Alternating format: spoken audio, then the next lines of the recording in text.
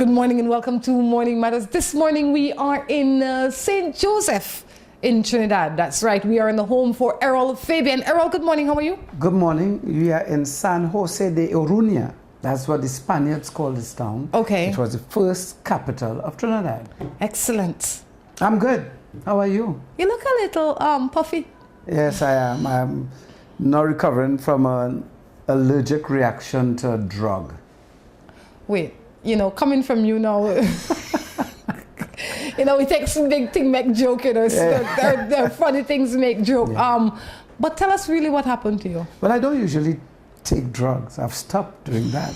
But I had a terrible neck pain. I'm not sure if it was Rowley or Kamla. Because one is a pain in the neck, the other is a pain in the ass. It depends on who in office and who in opposition. So it's probably Rowley. I had a pain in the neck. And it was really too much for me. So I went to the doctor, I went to the hospital. Some people call it a hospital. Yeah. I went to the hospital, and this very impressionable young doctor there, he looked, you know, well cut and so on. Shivanan Maharaj, hey Shivanan, morning. And he had good bedside manner and everything, but he wanted to give me a painkiller. Okay. So I told him, I don't really take painkillers. He said, I don't really take painkillers. So he said, okay, he sent me off to do the x-ray of the neck. He saw some degeneration in my cervical area, and it pointed to signs of arthritis. Okay. You know, old people get that, and me being an old man. I don't know about that, but go on. Well, there are people who will attest to it, I'll tell you. That you're an old man? That I'm an old man, yes. So nonetheless, in conclusion, he wanted me to take muscle relaxer because there was evidence that I had spasms in this area here, muscle spasms, and he wanted to put that to an end. So too did I. So he asked, are you allergic to anything? To which I responded, well, I had Advil sinus about 2 years ago. I came here because to that hospital because I had an allergic reaction, face swell up, throat clog up, can't breathe, feel like I was going to die. I said, what about ibuprofen? You're allergic to that? I said, I don't know. But 2 years ago I had Advil sinus, face swell up, throat thing up, couldn't breathe. I came here to this hospital, the records, I said, okay. So he wrote me a prescription. He told me to get a soft color, which I did. Okay.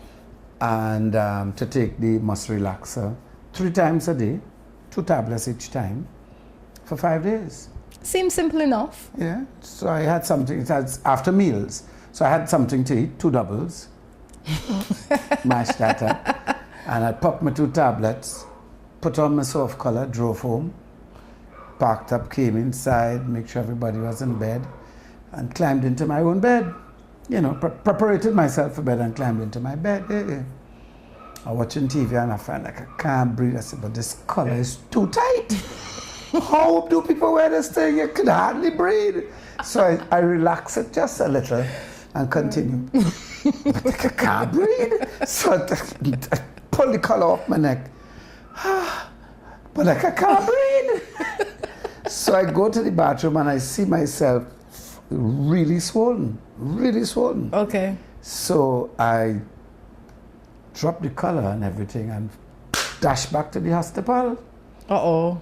When they saw me, they were like, so they put the IV access into my hand and I got Puriton and cortisone or some zone or the other.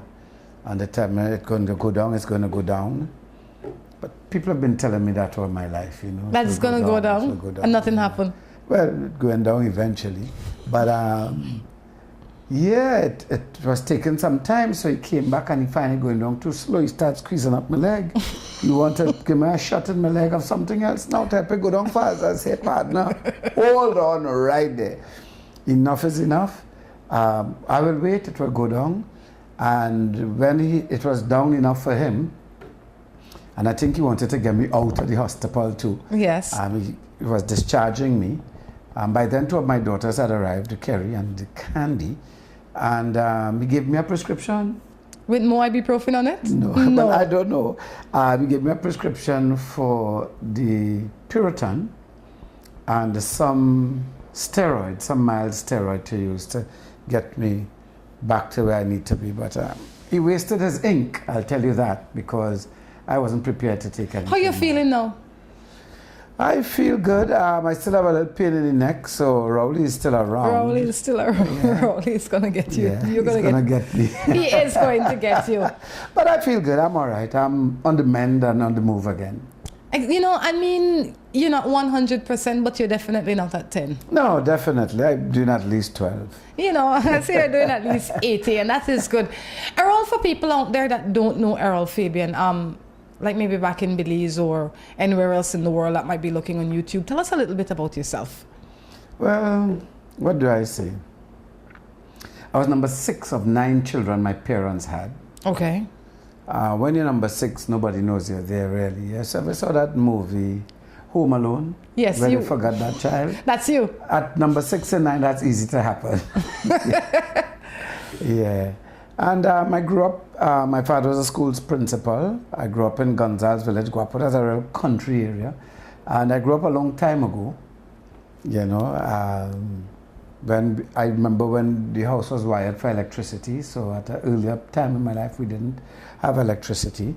And I came up through the days that we now call the good old days, but the days that we try to move from. And I'm concerned about that because my crib was painted with paint that had lead in it that I used to chew on, you know. And you made it, could you imagine? I made it. I rode my bicycle with no helmet or knee pads or anything. And you carry somebody on the step nut and one on the front. It was about 10 of us on the bike. I tell you. Know, my brother's bike, really. You know, I was in the front seat as a babe's in arm, probably on daddy lap, driving, going, you know. I came through those days where we drank water from the tap. We didn't drink bottled water, we drank water from the tap. Sometimes it was caught in a barrel, you know. So when you go to the barrel to get water, you take your cup and you push aside the mosquito larva, and you dip your water and you drink your water in your enamel cup. And now next to me you tell me you're allergic to something. You should be allergic to nothing if you live through that. But it's true, you know, we grew up with strong resistance. Yeah. Or seemingly so, because, I mean, we grew up similar with, just like that, you know, we go out, we pick up the fruits off the ground, we wipe it on our pants, we eat it. Eat it, you know. You know? Develop good resistance, man. Yeah, so that's the era I grew up in. And came through all of it. I didn't do well academically, but I did learn quite a lot at school. Okay. I got introduced to marijuana and alcohol at an early age. What is an early age? Well, I was stealing and sipping alcohol, I reckon, by about 10 years old. Wow. Yeah. But it was in the house, and on Sundays when we had lunch as a family, Dad would put a little shot in his juice, and the boys would get a little thing too, a little and all that. Okay, when did you start drinking? Like proper drinking? I reckon maybe around 15 years old. That's when you felt comfortable enough to drink a bottle of beer or whatever? Beer, I like beer and stout. You liked Guinness it then? and Mackinson and those things. Those are my alcohol drinks of choice. Okay, and how did that impact your life maybe in your early 20s? Well, by the early 20s, I was out of school, and by then, early 20s, I was really into some heavy drugs. You know, I was using cocaine, I was using a lot of marijuana, a lot of alcohol, smoking cigarettes, you know. What was your life like then? My life was great. My life was like catching my tail now. In them days, I didn't give a crap. I didn't care about anything. My life was great. Where were you living? I mean, what was life like? Were you married? Did you have children? At age 23, or 24, by age 24, I had 3 children and a wife, 3 girls and a wife. She worked, I was a hustler. I would do theater and host shows and so on. But I was, you know, work was really in the way of my drugging. So. Were you on drugs at that time? Yeah, I was heavy into drugs. But you lived with your wife while you were on drugs? Yes, I did live with her. How did that? In fact, she lived with me. She lived with you. Yeah. How did that affect your home life? In a very negative way, but there's some things that remain strong with me with respect to taking care of my children. And I think that kind of like balanced it up. But I mean, I would sell things from the house to buy drugs. You know, I would sell jewelry, sell clothes, not pay the rent, not pay the children's school fees, that kind of thing. You know, it was a real burden on my wife and a real distress for her. Did your wife find you in that position, or did you develop that way while you were with your wife? No, she find me drugging. And she knew that you were drugging? No, you see, when we met, I wasn't into crack cocaine or so too heavy yet. So I didn't need to sell. My revenue from my salary was enough to support my drug habit at that time. Okay. It was marijuana. Marijuana was easy to get in Trinidad in days. It was pretty common, people growing it all about, you know, and alcohol, you know. So it wasn't too bad then when we got in. But as we started having children and my drug use progressed, then is when the real stress and demons came. And your wife stayed with you during that time? She's stupid in here. I never see a girl so Well, stupid. I wouldn't say that she's stupid. I would imagine that she must have been a trying wife, and she believed, like a lot of people believe, that he will change. One day he will wake up and by God's grace he will turn into a better man, or the man that I know that he can be. She know better now, though. She know better now. Yeah. Well, I would imagine that lots have happened since then. Mm-hmm. How long did this happen? How long did this go on? I went into a rehab center at age 27. So from 24 to 27, you lived with your wife and you were in heavy drugs, and... I lived with her for more than that, but we were married for about that time, but I was probably living with her since I was about 22. Okay. Yeah. And when you went into the rehab? I didn't want to be there because they can't do drugs there, and I didn't want to stop doing drugs. Drugs is sweet, true? At that time? Yeah. Yeah, and I didn't, you know, life was easy, you know, just do the drugs, live to use to live, find ways and means to get more. But what got you involved in something like that? You know, I see a lot of people, and I have a family member that struggles in the same way. And I ask him, and I am about to ask you, how do you end up there? Because I would imagine that you look around and you see a lot of people just being normal. We drink rum, there are some people out there that smoke a weed or so, but they're not addicted to anything. Right. So how did that happen to you? But nobody starts off addicted. Everybody starts off as a social user, you know, and then one day something happens. Like what? You know, a chemical imbalance. It's an illness. Addiction is an illness. So one day it happens to you that you get ill, you fall ill, and then what you need to do at that point is stop using. But the illness makes you use more. So it's a difficult thing to get out of. It's a chemical dependency that happens. When you went to your first rehab, did you follow through for the entire time? When I went to rehab? The yes. first time? Yeah. So you came out a good man? I came out a sober man. A sober man? Yeah. Did you go back? Into the rehab? No, did you go back into drugs? No, I didn't. You stayed clean from then? Yeah. Until now? Yes. How do you manage to stay clean, Errol? Because a lot of us, we might not be addicted to drugs, but some people are addicted to gambling, some addicted to sex, you know, and they're good for a few months. But if they have the same friends, for all you know, next month again, they're out there gambling, they're out there having sex, they're out there smoking, whatever. But an addiction is an addiction. There's no good addiction, there's no healthy addiction. Exactly. An addiction is an addiction. The definition of addiction is repeating an action or an experience in spite of negative consequences. Okay. That is addiction. Once there are negative consequences and you repeat what you do to get the negative consequences, then it's an addiction. But how did I end up there? When this thing happens, it's almost impossible to stop. Same thing with the gambler or the sex addict or the workaholic or the whatever, because there are a lot of icks in this out world, there, yes. you know? Yeah. When you came out of rehab, how did you manage to stay clean up until this day? Okay, well, still today I do what I did then. Which is? I don't use drugs today. Yes. It's one day at a time. That's the only way. There's no secret formula. There's no potion. There's no chemical that can help. There's no church. There's no anything. The program says go back to your religion and practice it like you've never practiced it before, but that doesn't keep you clean. Not using one day at a time is what keeps you clean. Now, before I went into rehab, I tried fellowships with 12-step programs and so on, and I might stay clean for a little bit, you know.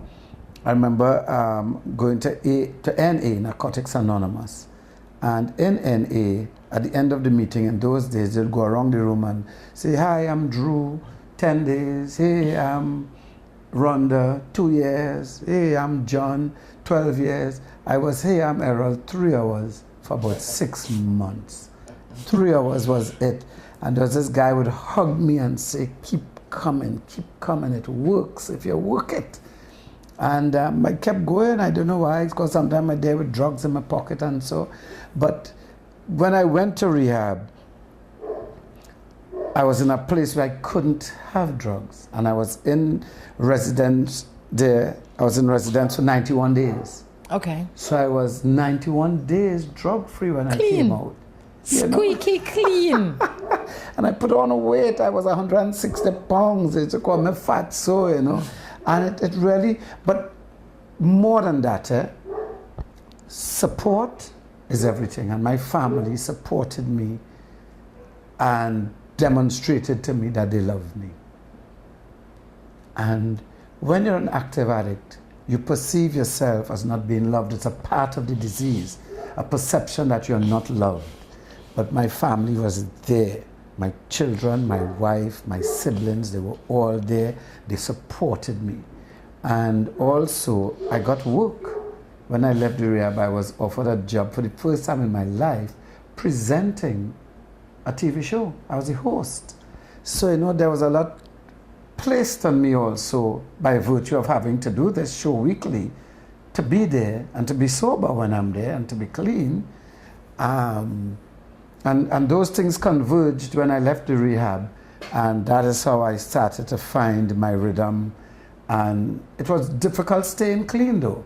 I would imagine so, Errol. I mean, you have an urge. How do you deal with the urges? Well, in recovery, we have what you call a sponsor.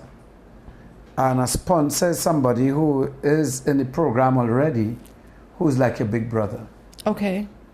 And when I call my sponsor, if it's 1 o'clock in the morning and I talk until 6, he stays on the other end of the phone. And that's how I dealt with urges. And I would tell you, each successful dealing with an urge makes you stronger to deal with the next urge. And all of that is talk. The reality of it is damn hard. It's very difficult. And I worked as an entertainer. Yeah. And when I go to work and I come off stage, everybody wants to give me a drink. Yes. You know, but my younger brother went with me, Nigel, to like all of my jobs. You know, he was right there to give me a soda or whatever it is when I come off to make sure. Support, family support is like the biggest and most important thing if you want to recover or to start recovery from substance abuse. How long ago was that? I know you're an old man, so that must be 20-something years ago. 26 years and about 7 months now. You still count? Every day. You every day have to count. How do you still get urges now? I think about using sometime, but I don't feel an urge to use. And the disease has 3 parts. It's mental, it's physical, and it's spiritual. And the relapse, because using again is a relapse, the relapse will come in one of these areas before you actually use. So it's about personal development and self-awareness constantly. Always to know when, okay, like Facebook. I'll be on Facebook posting, and then one day I'll realize, but Errol, every day on this, you wouldn't see a post from me for a couple of months because I check myself. Anything that is becoming habit forming with me, I back off and leave it alone for a while. You know, just to make sure that I'm not sending that message to my brain again that, I have to do this, I have to do this, I have to do this. Similarly, that we were talking earlier on, I try not to use drugs to make me feel better, whether it's prescription drugs or whatever kind of drugs, because that is a message that my brain is familiar with. Well, I would imagine that God is on your side because he gave you a good reminder a few days ago that drugs is not an option, right? So I say God is on your side, and you look good now. I feel good. You feel good. What we're going to do, we're going to take a break and be back. Let's get ready to rumble!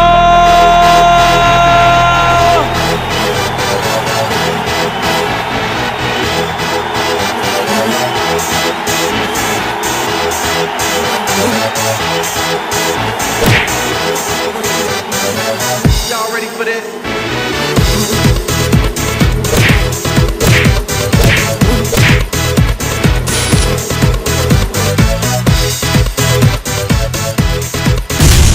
Get serious. Get bopped.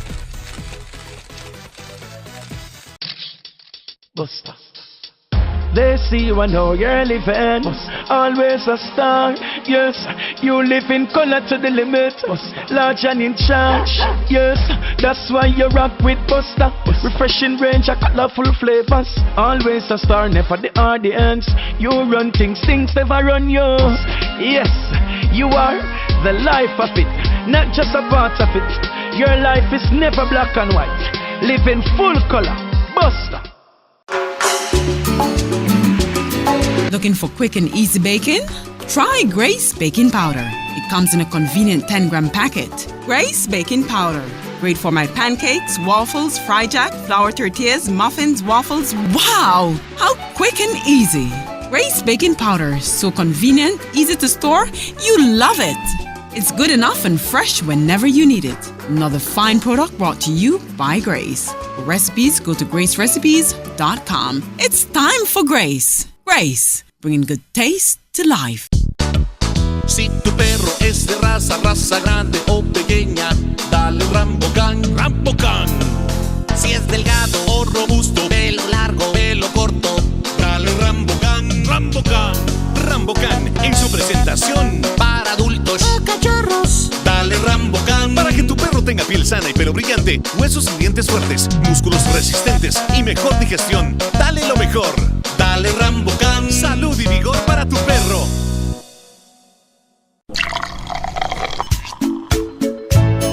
From the company who brought you Buendia freeze-dried coffee, Grace 100% pure Colombian coffee is made in Colombia, considered among the finest coffee regions around the world. Naturally freeze-dried, Grace 100% pure Colombian coffee is exposed to less heat than other coffee brands to preserve the flavor and aroma, to make the perfectly convenient cup of coffee you deserve. Have a buenos dias with Grace. For recipes, go to gracerecipes.com. It's time for Grace. Grace, bringing good taste to life.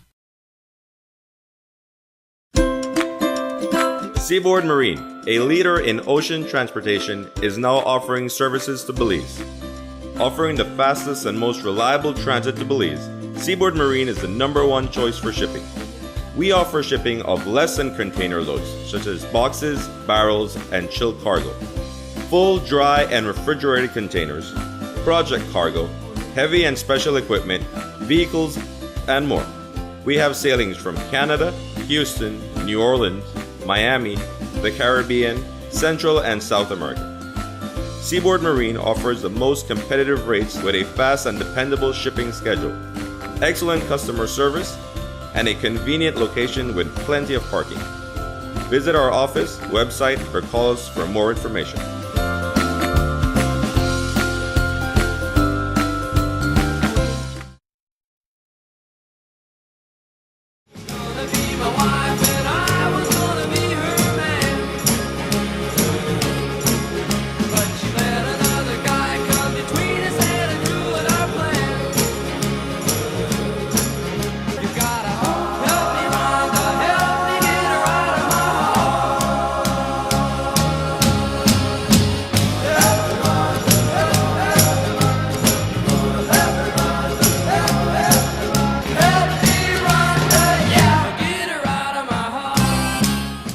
Welcome back to Morning Matters right here from the Fabian's residence in San Jose de Oruña. In English? St. Joseph. There you go. Errol, obviously, I don't know if it is right to say that you are over your addiction, but you've been handling it very well for the past 26 years, and that is definitely to be commended. That's only from handling it today. You know, and that is such a lesson that we all have to learn. You know, we have to learn that not only for addiction, but for life. For life. That today is all we have. We have to live good. Make today great, and all will be well.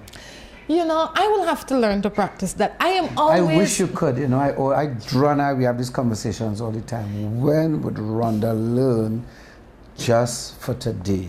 One day at a time. He's going crazy, Drew, because he finds that you're just not getting it. He's talking to me about rehab for you. Yeah, I might need some form of rehab. Why? Because I always think about tomorrow and next week, and gosh, I have 2 more weeks, and what am I going to do? No. It's okay to plan, but live today. Live today. That is good. For somebody else out there that's struggling with some form of addiction, what would you say to him or her? Confront it. Confront it. Until I own my state, I cannot do anything about it. And denial is a very big thing in so many situations for all of us, and even for me still today. I'm in denial of some things in my life still. But until I own my state, I can't do anything about it. So for people who are out there, I will say to them, you know, there's one of our steps that says, take a thorough and fearless moral inventory of yourself. That is a real pitch of a thing to do, you know. It's hard, you know. It's hard, you know. You start to write something and say, that's not me. Just start to write again, you know. But until we take a searching and fearless moral inventory of ourselves, we will not be able to start embracing change and experiencing some kind of freedom from things that enslave us. There you go. That's definitely something for you to think about. You know, there are a lot of things out there that enslave us. Just so many things that enslave us. You know, and I look at it, all of us, everybody has one. Everybody, or at least one. Yeah, all of us have at least one. Yeah. And then we go from there. Well, it's another beautiful day. Yeah. We're going to rest your matters for a little bit. But before, I have to ask, what happened to the wife? Who? The wife. My wife. The wife that was there for you. I would imagine that your wife must have been a champion for you, because without that support, you probably wouldn't be here right here. You wouldn't call her that? No, I call her an angel.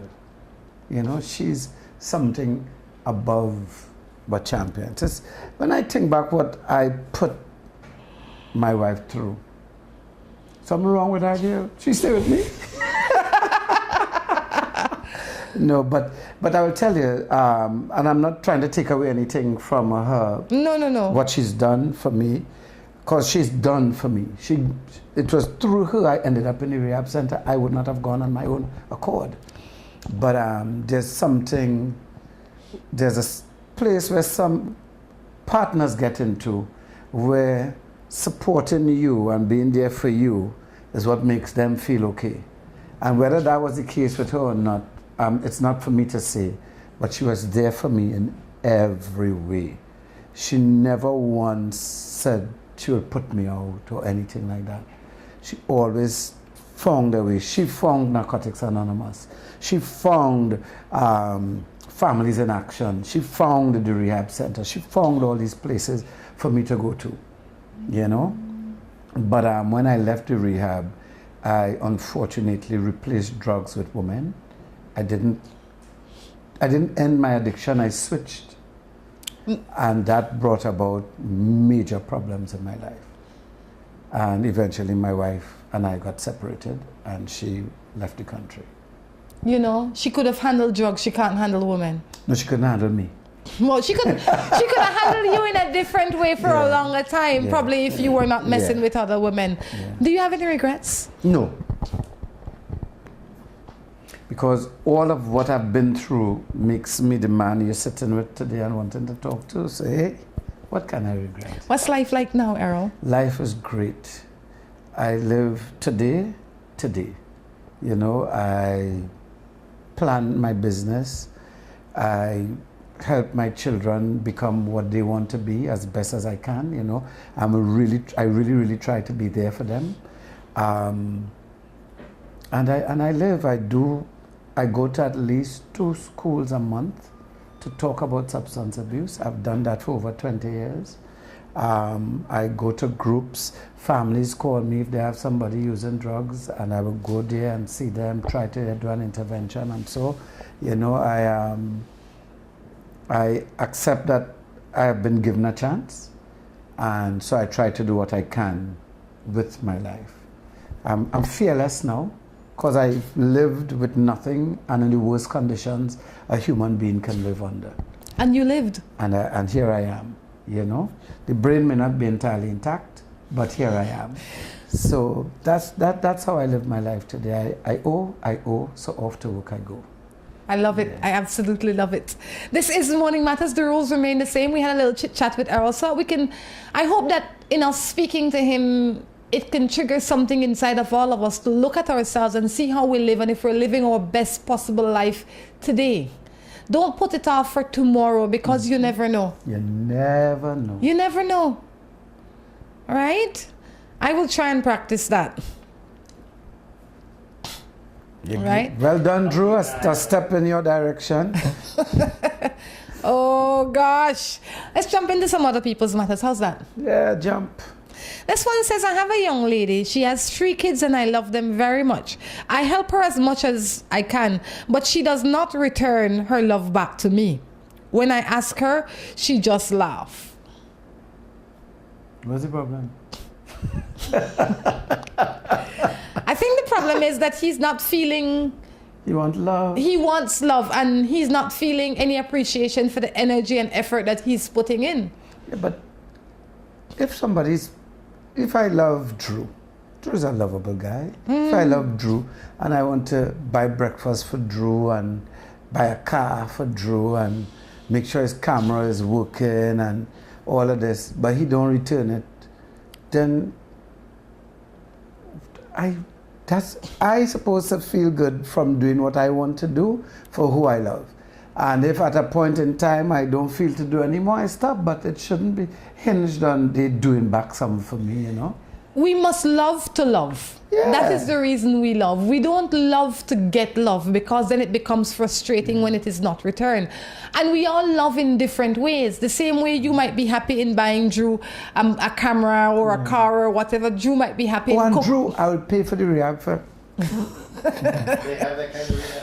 You know, and if you are loving Drew, if you're giving Drew these things with the hope that he will make curry for you in the evening or make you doubles or whatever, then you're doing a bad thing. That's right. Because then you're bargaining with your affection. Exactly. So if what you are giving, you are not happy in giving because you are not getting, then don't give. Or find somebody that loves you that you can love in return. A song flying in my head, you know. Say it. Looking for love in all the wrong places. But it's true. So I say it's okay to love this woman, but if what you are getting doesn't make you happy in you giving, then don't give. Exactly. Walk off from it. Walk away. But that is not really love, you know. What you're doing is not really love. That's what I'm doing. Yeah. You don't really love this woman. Because if you did, you would just do it. He is investing. He's investing in her. And he's not getting a return on his investment, and he's upset. I would be upset if I don't get a return on my investment also. Talk to the bank. I am separated from my husband because people tell him I cheated on him. When separated, he got me pregnant. And he is saying that the child is not his. What can I do? A paternity test. That's simple. If he does, and I could understand why he might feel a child isn't his, simply because he had doubts in you being honest from the onset. Yeah, but he had doubts, but he still went. Well, he's the husband now. I mean, yeah, he was probably doing his husbandly duties. Probably. Possibly. Quite possibly. Right? And the child very well could be his, but he's going through something. Spend the money and get the paternity test. Yeah. Sort out the sort outs. Do you have a lot of paternity testing in Belize? There have places that they can go and get paternity tests. We had offered a free paternity test for anybody that wants to come in Morning Matters and tell their story. But you have to be present. You can't just want the test without participating. You have to be able to want to participate. So in this case, if you want to participate, you can get yourself a free paternity test. Right? The offer still stands. Send us an email with your story to morningmatters@gmail.com. If a paternity test is needed, it's probably not only the offer that still stands. Aye. Yeah, man. In Trinidad, we don't do paternity testing. You don't? Yeah, what the child say? Yeah, that's your child, man. See, that child look just like you, boy. You can't deny that. You know, that's how they used to do it in the Caribbean too until water rates. That's how it is. This one says, it says, it's not possible cause one will treat you better. I am in a situation like that. I used to love my kid's dad, but now I am in love with an older man. All right, I think she missed the first part of the text. Yeah. But I would imagine that she's talking about being in love with two persons at the same time. But she says she used to love the next one. She used to be... children's father. Yes, and now she's in love with an older man. But that means she never loved the children's father. Because love do done. Why do you say that? I don't because necessarily... Because love do done. You see, you never love, Rhonda. You never love. When you love, you will understand that love do done. Let me tell you, like me and drugs, right? I still love a cold beer on a hot day, you know. But I know that love not good for me. So I love that from far. And the type people might have passed through your life that you love. And because of circumstances, you're not together. But that don't mean you stop loving. If you see them and they whisper in your ears, you're gone. No. But that means you never love. No. You never love. No. But you never love. Let me show you about love now. Tell me. You love your daughter. Yes. She could do something where you don't love her anymore. No. That is love. That is love. Love do done. That is a different kind of love. No, love is love. Love is love. It's a different kind of love. Love. Well, maybe based on your explanation and definition of love, maybe I never loved the way you think it is. I never love. But you poor thing. Love do done. Oh gosh, no. And you know, love does only grow too. Even though you're not with the person again. If you love that person, you love that person. And no matter what, no matter when, whatever you could do, you will do for that person. I don't think so, Errol. Well, you never That's love, because you said I never loved. Never love. You're lost. No. You're lost. You're lost a lot. Lust and love is two different things, you know. I agree. Lust is good, you know. You could love lust, you know, but that don't mean you love the person. I believe that I have definitely been in love before, and based on choices that either I or they made, I no longer share that love anymore. I don't hate them. I know that love. But it's I called don't. Infatuation. No, I don't hate them. But I'm not in love with them anymore. If I see them on the road and they need a bottle of water to live, I'll give it to them. But I'm not going to waste my time with nothing more. Yeah, but... And if they come close to me, they can't get close enough to me to speak in my ears because I'm not having it. You never loved them. Oh, come on, you man. You never loved them. So how they going to come close enough? Oh, come on, One day, Errol. Rhonda, you call me and say, Errol! I know what you was talking about. Errol, this man you're here, I don't know what I do or what to do to get out of this, but that is love. I don't think so, Errol. So you feel the love for your daughter is a different love than I've had for men in my life, yes. Yeah, but no. But you feel it's a different love you will have to when you really love a man in your life. Yes. Yes. I'm sure of it. You're planning not to love. No. Not only have you never loved, you're planning not to love. I don't think so. I mean, I am at a place where I love my wife. I love my wife. Yeah, and that is understandable. But we can't live together. She in New York and I in Trinidad. Yes. I love her. If she come to Trinidad, I might go to New York. But I love her. If I can ever do anything to help her, I will do it. And that's okay. Because not that I owe her, you know. But you're not I love that woman. And you are supposed to love that woman. That woman has loved you. No, but that's not why I love her. You just love her. I love her. And that's okay. Yeah, I have not found myself in that position. I have about 4 or 5 other women, so too, that I love them. I love them. And it's okay to love them. And I could say that at some point in time, I was in love with so-and-so, but not anymore. In love and love is two different love. We're coming back. We have to take a break.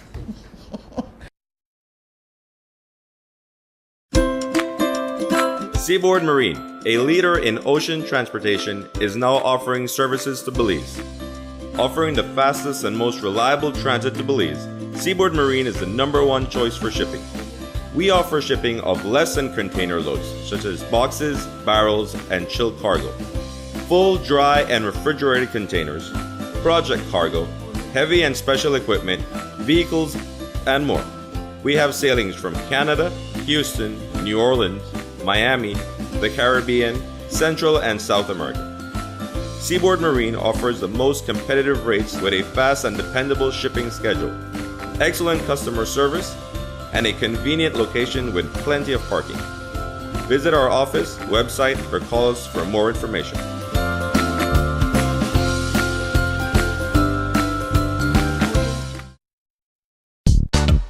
Si tu perro es de raza grande o pequeña, dale Rambocan, Rambocan.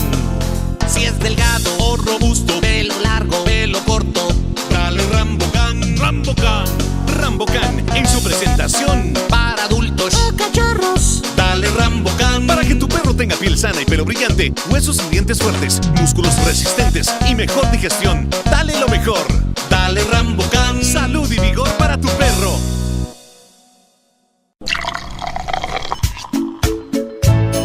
From the company who brought you Buen Dia freeze-dried coffee, Gris 100% pure Colombian coffee is made in Colombia, considered among the finest coffee regions around the world. Naturally freeze-dried, Gris 100% pure Colombian coffee is exposed to less heat than other coffee brands to preserve the flavor and aroma to make the perfectly convenient cup of coffee you deserve.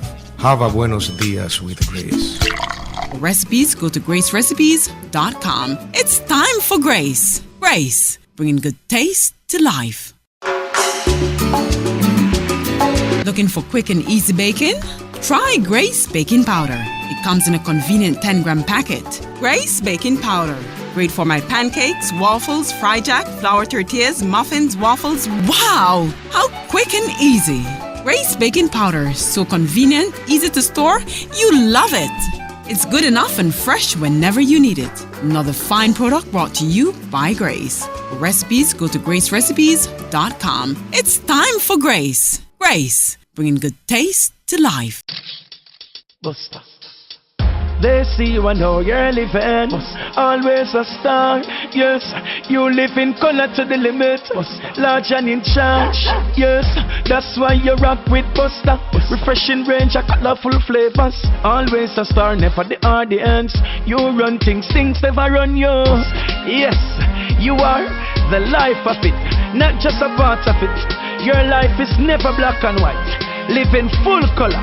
Buster. Let's get ready to rumble!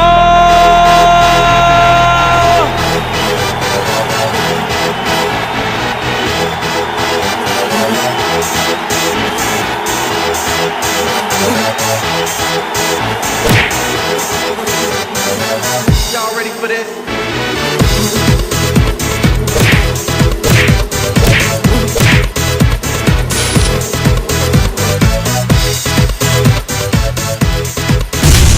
Get serious. Get bop.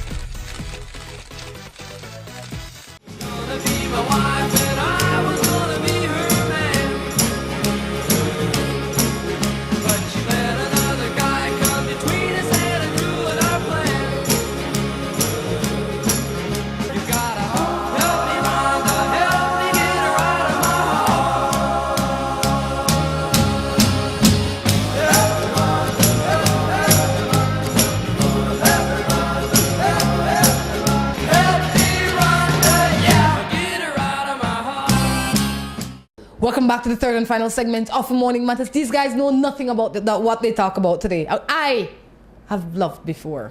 Yeah, you love your daughter. That's the You only... love a man? You love a man before? What's my name? Yes. What your name? If you love your daughter, my name. No, I have pride. There you go. Pride could never come above love. Love does come above all things. But you see... I see. I do see. From where you I never love. I do see. Well... It will happen one day. You might be 99 years old. You know, I'm almost on the stage where I have more past than future. Yeah, I am already there. So I don't know if it never happened, then it won't happen now. Nah, it could still happen, man. I'm in love right now. Are you? Yeah. With who? My wife. I didn't tell you that already. This one says, I love the way you put relationships into perspective and give practical, realistic advice. I almost always agree with you. By the way, I am 59. So modern, tech, old time remedy, I see. Love your show. Who that? What's your name? It's a he, I don't know. What's your name? Hmm? You ain't playing name? No. All right. But it's, no. No problem. Good day, Rhonda and Drew. I watch your TV. I watch your show at 7 and also at 10. And my husband think that I'm sick over you guys. But I think that you're so on point with your advice. From Marilyn of Valencia. That's a Trinidadian. Yes. And Marilyn! And okay, well, good morning to you, Marilyn. Marilyn, girl, you want me to make a jail. They sing about that, you know. Chuck does sing that song, but our money Marilyn might be the same Marilyn. It's Marilyn, you have a husband? Yeah, but daddy say Marilyn Chuck was sing about. What happened when you have a girlfriend that I demand love, but she come and go? Burr? You have to give me that in English, you know. I need a translator here. He loves her, but I guess sometimes she agreeing that she loves too, and then some other time she can't be bothered. Yeah, that's life. So you think maybe I don't know that she loves you back. I don't know that she loves you the way you love her. You know, and you have to sit down and discuss these things. She probably love him more, you know. Why you say that? Because, you see, you don't know where people are in their life. I agree. It's like she might really be in love with him, but you don't know what else going on in her life. And when she's so close to him, you know, people stay far from the ones they love because that's who could hurt you too, you know. Nobody can hurt you like the person you love, you know. Very true. And there are people who are afraid of that. So when they come in this space and they realize that everything is so perfect, they realize shit could happen. And they run, they're frightened, they're afraid of it. Then that's useless. Well, it may be for the other party, but it's the reality for this person who's afraid of pain. But what I want to say to that person, if you're inside, it have pain for sure. And if you're outside, it have pain for sure. Exactly. You're not going to get out of this life without pain. So better you take the love up with the pain than the distress with the pain. Because pain is a constant. Pain there. Exactly. Pain there.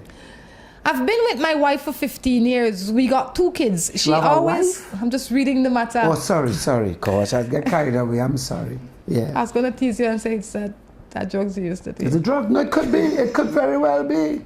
I'm sure the whole brain not intact. I mean, I'm sitting here with you, so you know something wrong with the brain. It's true. I've been with my wife for 15 years. We got 2 kids. She always tries to have sex. She sits in an air-conditioned office all day. She says 2 times a month is enough. I want 2 times a week. I'm considering cheating. I think she's doing it already. Why are you considering? Oh, let me start it over. It says, I've been with my wife for 15 years. We got 2 kids. She's always tired to have sex. She sits in an air-conditioned office all day. She says 2 times a month is enough. I want 2 times a week. I am considering cheating. I think she's doing it already. Well, if he thinks that she's cheating, but whether she's cheating or not, that has nothing to do with the situation here. If he could only get 2 times a month from her, but he wants 2 times a week, he needs to find 3 more weeks of 2 times. What you really need to do is not pay Errol any attention in this one. You're missing 3 by 2, that's 6. You're missing 3 by 2. You need to sit down with your wife and find out why. You might think that she's sitting in an air-conditioned office and then that doesn't make her tired, but maybe she's depressed. Maybe something's going on in her head. Maybe you've gained... Maybe she don't like sex. Maybe she don't like you. It have people don't like sex, you know. There's a people... I agree with you. I know some of them. Right? But what I'd say is talk to your wife. Cheating on your wife won't fix it.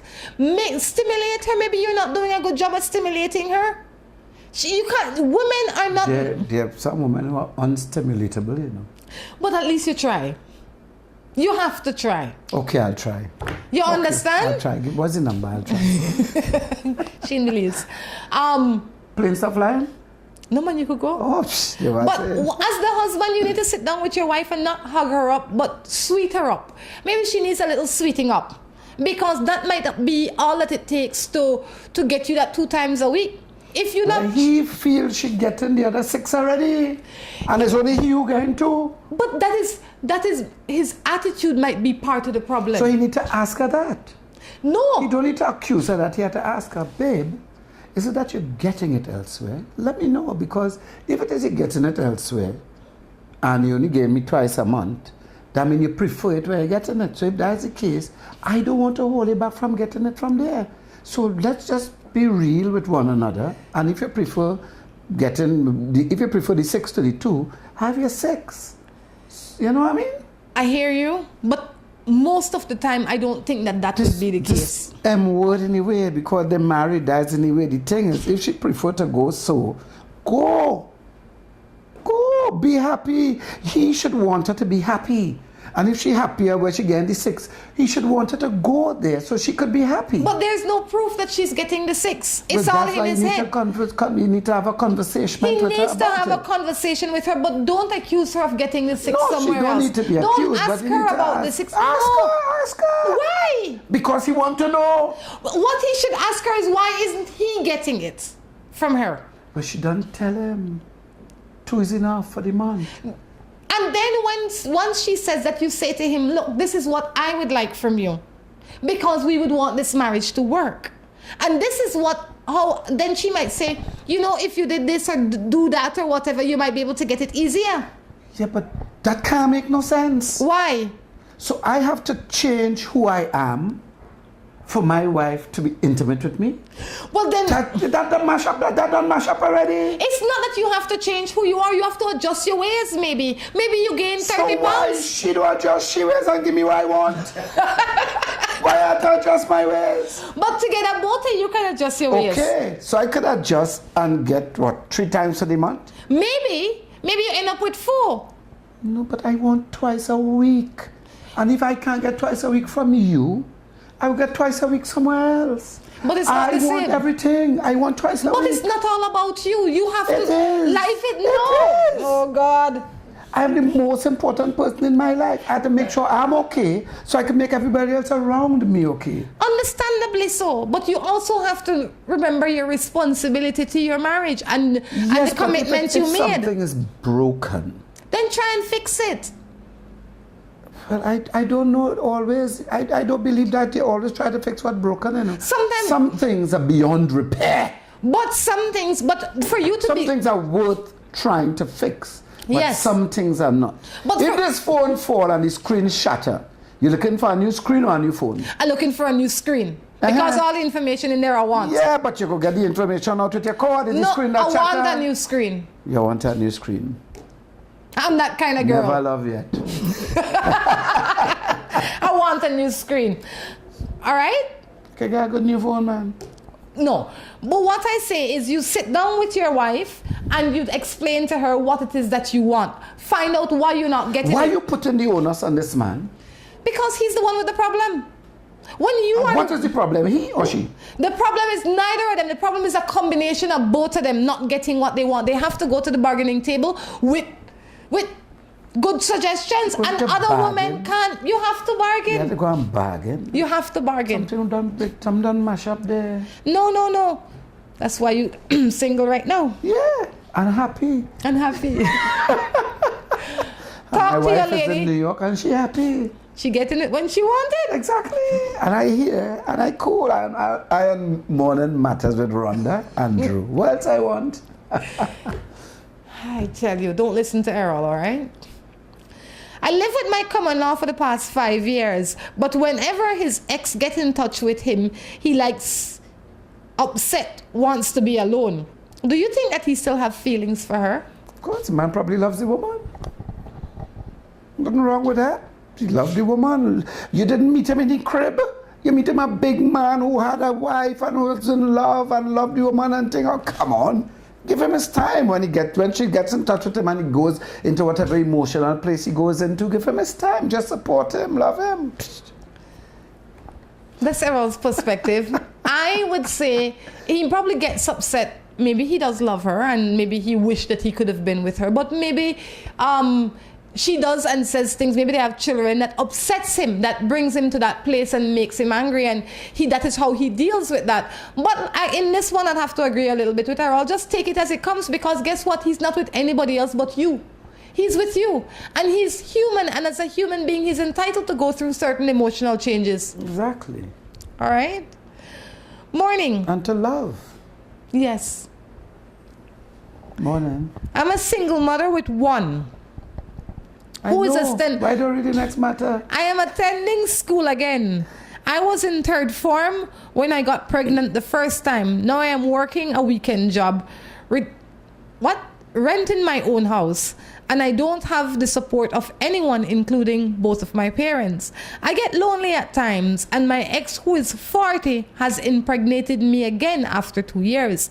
My mother was not approving of the relationship, but he does not want the baby, and I don't know what to do. The first thing she had to do is keep herself in a good emotional state to have a healthy child, healthy baby, as much as she can. But you know, I mean, if that man with your old self, you know, only want to get the sweetness and I want him to mind the child, then you have to be able to tell you where to get off, you know. You can't allow him to come and play in your playground if he's just breaking up. He comes twice. And he break in if too. He's just breaking up the things. And right now he's helping to destroy your life. But it is also, you also have to take responsibility for your own actions. Thank you very much. As a responsible human being, you need to take proper precautions. You can't say the man made me pregnant. No. You opened yourself to becoming pregnant a second time. Hopefully you will march yourself to BFLA or one of the hospitals or wherever and get yourself sorted to ensure that this doesn't happen to you again. The man that made you pregnant, if he doesn't want to willfully take care of this child, when this child comes here, you challenge him to ensure that he takes care of this child financially. You have to pay water rates. He has to pay the rates. Yeah. And not only does he have to pay for the one that's in your stomach, he has to pay for the one that you're feeding right now. And you know, I don't know what's wrong with a lot of us women. We feel that we will show them. I will show him that I can take care of this child on my own. No. You're not showing nobody nothing. You are punishing yourself and your child. I wish so a you don't woman would show me that. Yeah, you don't show him that you will take care of this child. You make sure that he takes care of this child because it is his responsibility. This child needs the best possible life that he or she can have. And that will cost money. So he needs to put in the money. It's not that you want it. It is that you need it. And it's his responsibility. Absolutely. But there is a contraceptive that a lot of women overlook. Abstinence? I mean, you go abstain. I mean, people can't abstain. That's a very difficult thing to do, you know. That's like going on a hunger strike for some people, you know. But you know, Panadol multi-symptom. What does it do? That is the best contraceptive there is. You put it between your legs? Between your knees and keep it there. You press it between your knees. Once you have it there, you can't get pregnant. Don't let that Panadol fall out of there. Then you're done. And you're safe. As it moves, but then we're not responsible. But you put that Panadol between your knees and keep it there. Multi-symptoms. I tell you, don't. Non-drowsy. You can't sleep with that. You can't sleep with that. But no, you have to take better responsibility for yourself. You have to make sure that the choices that you make are good. Because sounds like she vexed with her parents and she vexed with the man. Yes. And it's poor me with his child and renting, but it's not poor you. When you was in Form 3. It was poor you then. But not only that, that was statutory rape. Yes. That man should have served his time. But you gave him a second chance when you were an adult. And that is something that you have to ask yourself. Why do you allow him to continue to be in your life? Let him go. All right? If he doesn't want the child, that's okay. God will provide. God never fail and he never leave you. That's the truth. Not everybody will agree with that, but okay. I agree with that though. I mean, I can't see how he failed. God never failed. And he never wrong. No, he never failed. But some people, I agree that he never failed. But sometime in the midst of it, you don't understand his infinite wisdom, and you start asking, oh, Jesus, God, where are you? Right here, he always there. Right there. And sometimes what the problem is that the answer he gives is not what you want to hear. So you think he don't answer you. Because he want money and he gave you work. Thank you. It's true. Ask for work, ask for money, just let it fall out of the sky. You know? Exactly. He at least equipped you with enough common sense to be able to, you can pay your rent. You're renting, that means you could pay your rent. You're blessed. I pray for patience. Don't. He give me you. I was gonna say, oh gosh, speaking of prayer, no. And that happens all the time. Don't pray for patience, because God will send people like me in your life that will test your patience.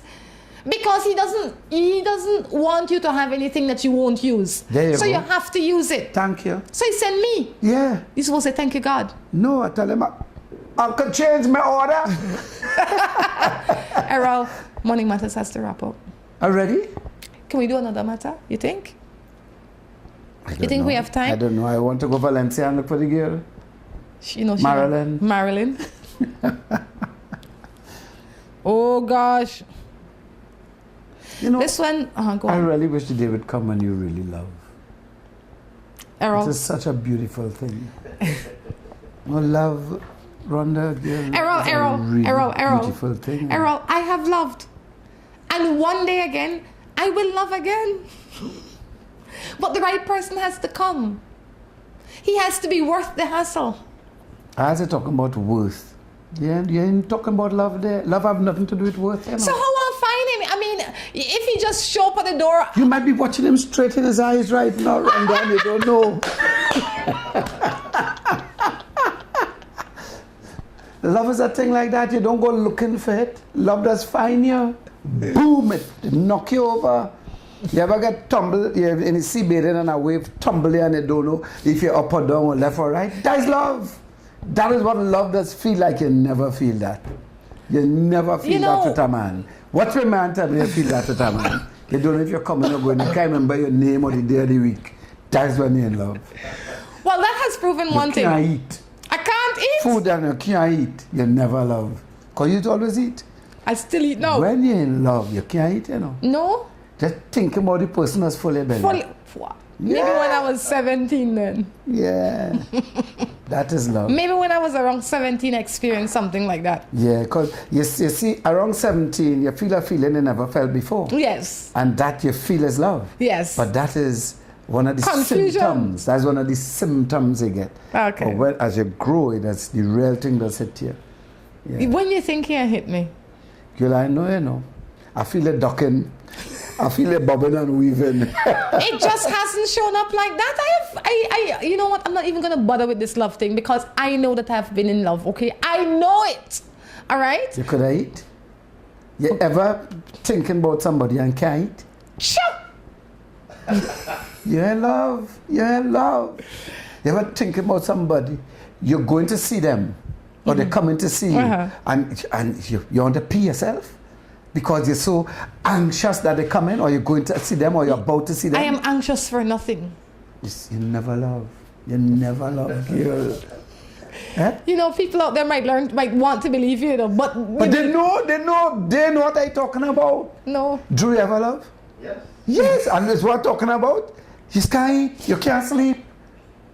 And if that person about to leave your life, you go completely berserk. You go crazy. You feel a pain, a physical pain in your chest, you know. If that is love, I don't want it. No, I understand that. But if that is love, I don't want it. But you have pain inside or outside. Your words, pain is a constant. It's a constant, but right now I'm happy. You happy? Without that love thing you talk about, I'm happy. Yeah. Why would I want to experience that? And I can eat. Because let me tell you. I can eat, you know. If you have lived and not loved, You've never lived at all. I have loved. True words have never been spoken. I have loved. When it hit you, go call me. You can hit me up on Facebook or BB me, anything you want to do.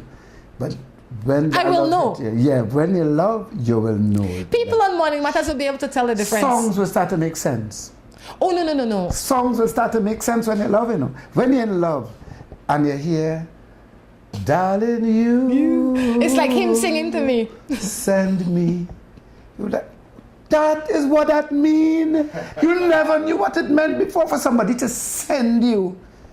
Baby, you Errol, thrill me. One more matter. Honest you do. Honest you do. That make no sense to you right now. It does. It does. I'm not bothering with you. I live with this man. He's 37 and I am 17. What am I to do? What's that? I've gone off there because I know love. I've gone tripping or tumbling in the wave there. I'm 17 and I live with a man 37. I don't know what to do. Lock the door at night? That, I'd say if you're 17, you should be in school, you should be bettering yourself, you should be getting an education. But she could do all of that living with a man? I don't know. Sure, living with a man never stop nobody from going to school. I know, but 17 is a time when you're supposed to be free. Living with a man never stop nobody from being free? Obviously you never lived with a Caribbean man before. No, I never. Except my father, and boy, was I free. I was very free when I was living with my father. Very free. I'd say, think about what the choices that you're making. Think about what will happen. And I know we say we're going to try and live one day at a time. But think about all the choices that you make today, if they are the best choices that you could be making at this point in time. And go from there. If you're truly happy and it's a blissful relationship, then maybe what you want to do is stay there, focus on yourself, build yourself. I think what happens a lot of time is that women, more so than men, they find a man and they start living off that man as opposed to with that man. I hear that. And when that man leaves them, it's like their source has left. They don't know what to do. They don't know what to do. They can't afford to live. Exactly. So you must always keep in mind that you have to be building yourself. Even when things seem sweet, you, Mary Jane, has to be building yourself. So that if, God forbid, whatever her name is. But what if Tom Jones dies tomorrow or leaves you for another woman or just leave you, you don't feel that big blow because you have been preparing yourself to be able to sustain yourself. Sustaining yourself is important. Very important. You know, I think you're a little unfair to Tom Jones. Okay. I think you should start using our next name. Why? I mean, all these years. Poor Tom Jones. Nobody don't want him now because the amount of things you say about Tom Jones. Use our next name now. But sometimes Tom Jones could be a sweet man too. I use him in a good way sometimes. Okay, just right. That's what's up. Morning Matters is winding down. Errol, I have to say thank you for stopping in this morning. Thank you for stopping in. And bear in mind, I have loved. Cha.